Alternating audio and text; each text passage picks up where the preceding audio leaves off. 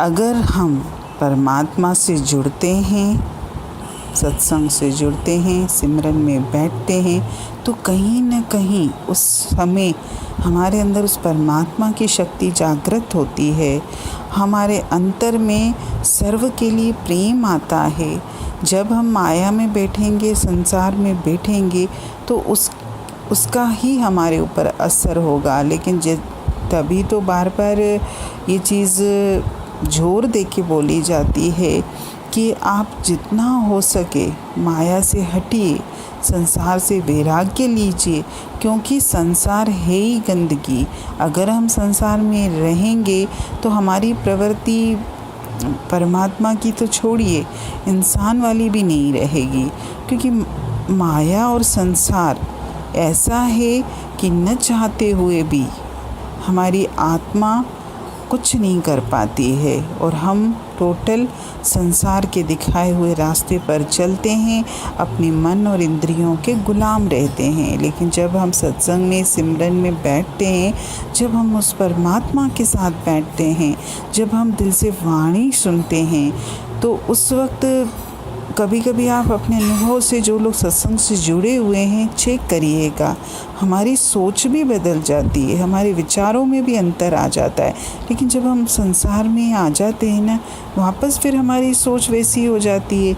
ये अनुभव करिए अपने जीवन में। और इसमें लिखा भी था कि गुरु नानक साहब ने तो इतनी बड़ी बात कही थी कि जब आप सत्संग में, सिमरन में, भजन में बैठते हैं या ये चीज़ें करते हैं, तब उस वक्त आपकी देह जो है सोने जैसी हो जाती है। सोने का मतलब क्या है कि आप पवित्र हो जाते हो।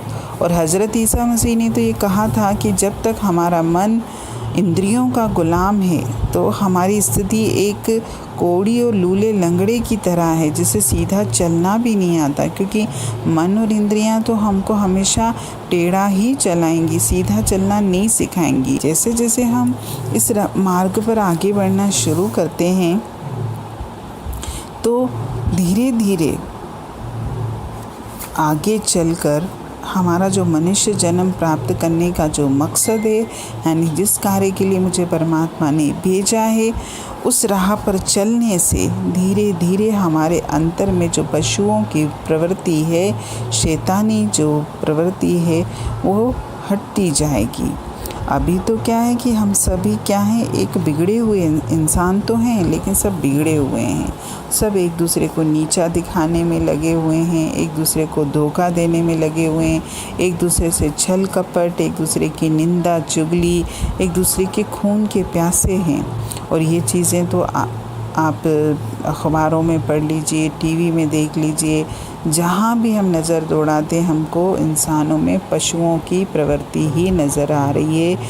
अगर इसमें तो इतनी सुंदर बात लिखी थी एंड में कि अगर आप 2-3 इंसानों को एक साथ ठहरा देंगे कहीं पे, तो आप देख लीजिएगा थोड़े दिनों के बाद तीनों के बीच में क्या होता है। और ये राइट भी है, यानी हमारे अंदर का इंसान मर चुका है, हम सच्चे इंसान हैं ही नहीं। अगर हम इंसान होते तो ये सब जो संसार में चल रहा है ये होता ही नहीं। कोई एक दूसरे को नीचा नहीं दिखाता, कोई किसी से ईर्ष्या द्वेष नहीं करता, कहीं लड़ाइयाँ नहीं होती, और सब एक दूसरे से प्रेम करते।